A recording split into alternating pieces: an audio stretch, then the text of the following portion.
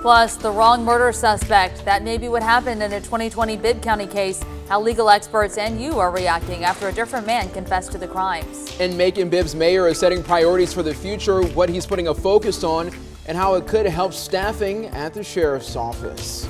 Well, good morning. Take in this little piece of paradise this morning. A beautiful start to the day. The time is 6:30 on this Friday, April 22nd. I'm Caitlin Heck. And I'm Wanye Reese. From Lawrence County to Bibb County, all the way down to Houston County. A beautiful sunrise across central Georgia this morning. And it's leading to a beautiful forecast for our weekend, Alex. It is indeed. This is going to be our first weekend in quite a while that we see temperatures this warm in the afternoon hours. Starting off the morning in Perry, like we were just checking out, current temperature 51 degrees. The sun beginning to come up above the horizon.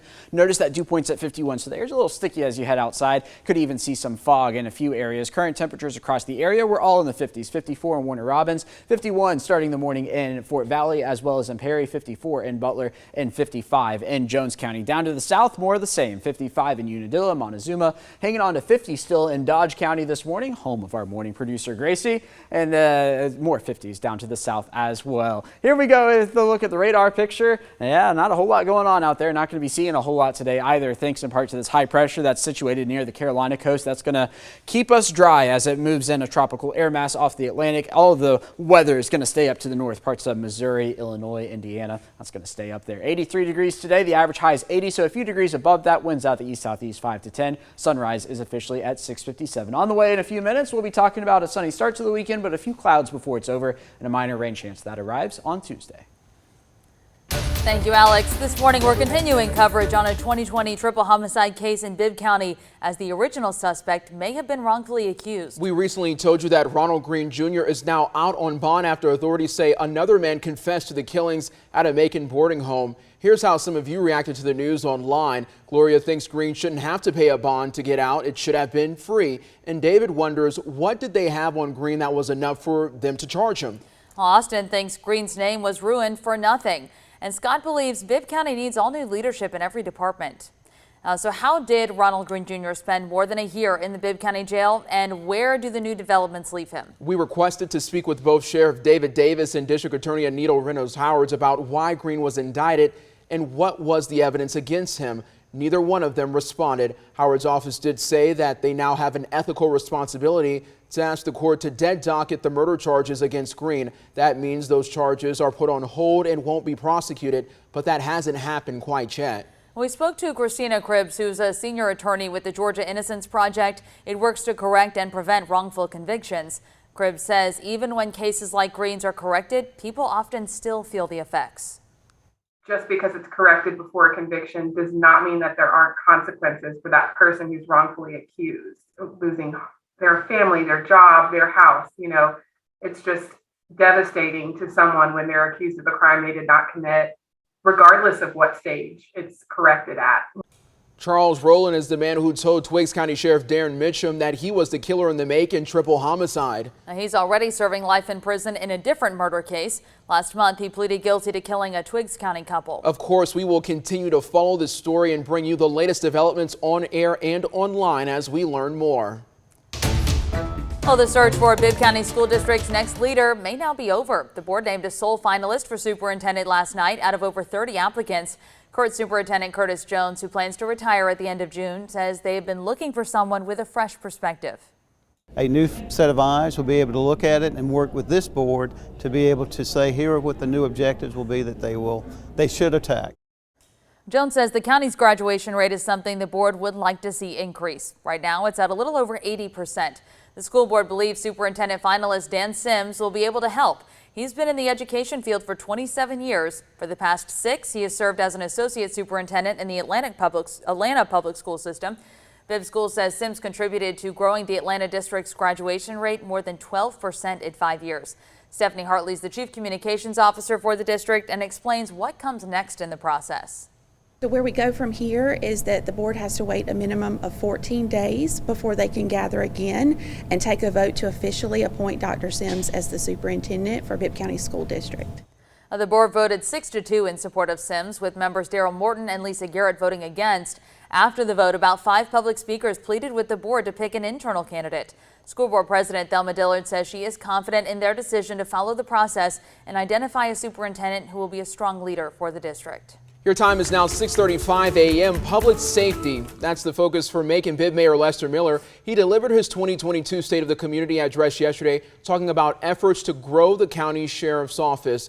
Miller also announced partnerships with schools and churches to teach kids conflict resolution and how to process trauma. He says the pandemic has been damaging to school kids, and he wants to give them resources to grow so they don't become violent as adults. When it comes to the sheriff's office, Miller says they'll hire every qualified person who submits an application to chip away at that shortage.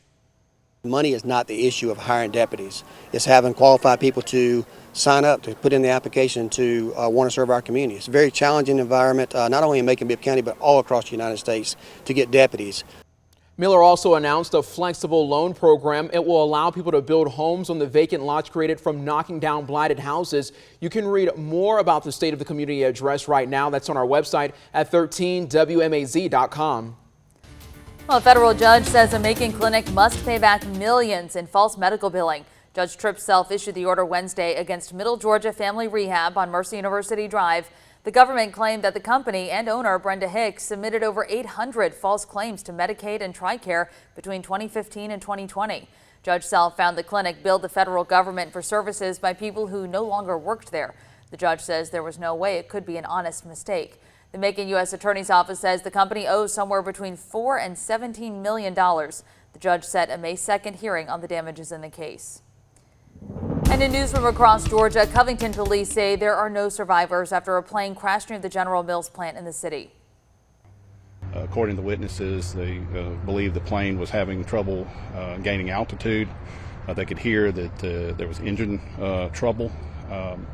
Suddenly the plane veered to the right and immediately came straight down and crashed into the lot behind us. This is the General Mills plant that produces cereal here in our area.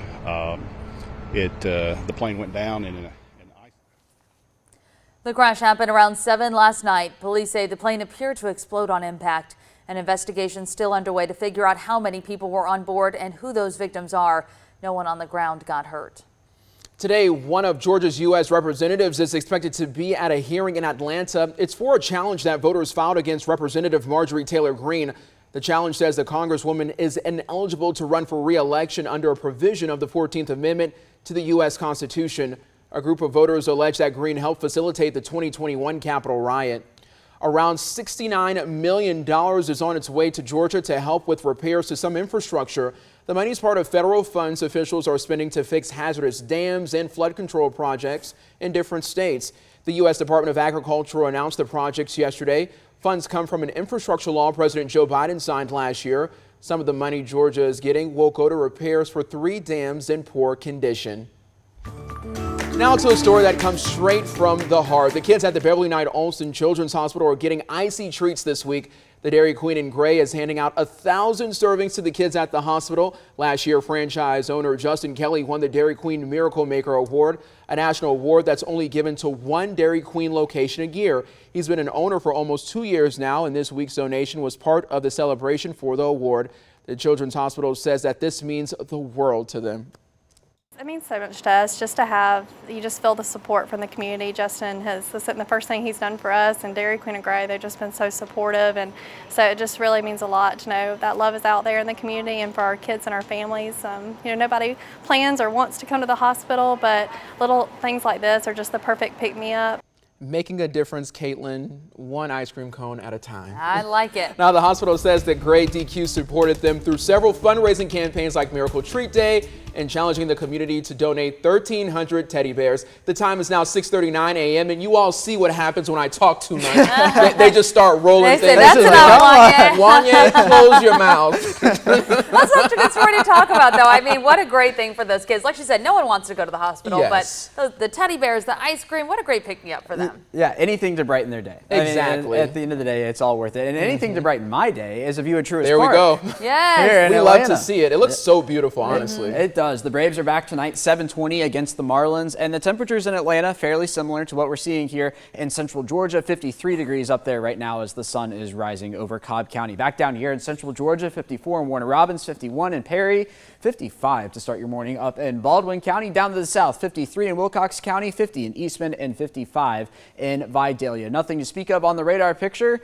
and we're going to keep it that way as we head through the day today. Across the southeast, yeah, it's still fairly warm. Back out to the west, 70 to start the morning in Little Rock, 68 in Monroe, Louisiana, still hanging on to 50s again here in central Georgia, 54 to start the morning in Charleston, South Carolina. As we head through the day today, temperatures finding their way into the 80s rather quickly across the area with winds out of the east-southeast. Notice this here coming in off the Atlantic. 81 in Warner Robins by about 5 p.m., 82 in Dublin, 80 in Wrightsville, and 80 in Butler, a popular number today. Then as we head into the start of your weekend, Saturday morning, here we go, 7 a.m., right back to where we were this morning. In the ballpark of where we were this morning. Temperatures in the low 50s, 55 down in Eastman, 57 down in Cordele. This is at 7 a.m. But just as quickly as we warm up today is as quickly as we're going to warm up tomorrow. Now notice this model is wanting to put a few showers over the area, some increased clouds as well. I really don't think we're going to see much in the way of shower activity, but the clouds, yes, we will see an increase in those. The reason why we're not going to see a whole lot of shower activity is because of some dry air at the surface, and I really don't think those are going to be able to reach the ground. Then as we roll the clock forward into Sunday, some more clouds to start your Sunday morning, and then as we get into Sunday afternoon, again, this model's wanting to put a few showers out there, but historically in this type of air mass, whenever this model does it, we don't end up seeing them, so I'm not too confident in that. This is 8 p.m. Notice temperatures back down into the 70s after topping off in the middle 80s. On into next work and school week. Here comes a front across the Mississippi River. Notice the European model, a much more potent front, there it is, coming across Mississippi and Alabama, but regardless, both of the models are weakening the front as it moves into central Georgia. So we could see some showers Tuesday at about 5 p.m., but notice the front just completely disintegrates as it comes on through, rolls off the coast. This is 5 a.m. Wednesday, and then we are smooth sailing through the rest of the work and school week. As for temperatures over the next few days, 85 for Saturday and Sunday, 88 on Monday. That puts us in potentially record-breaking territory. The record for Monday is 90 degrees. This on top of what's been a cool past 3 days, but a relatively warm month. We've seen 12 above average days so far for the month of April. Here we go for today, 83 degrees, the high temperature. The average high is 80. We'll be steadily warming to that fairly quickly through the day. Tons of sun to go around, winds out of the east-southeast 5 to 10 miles an hour.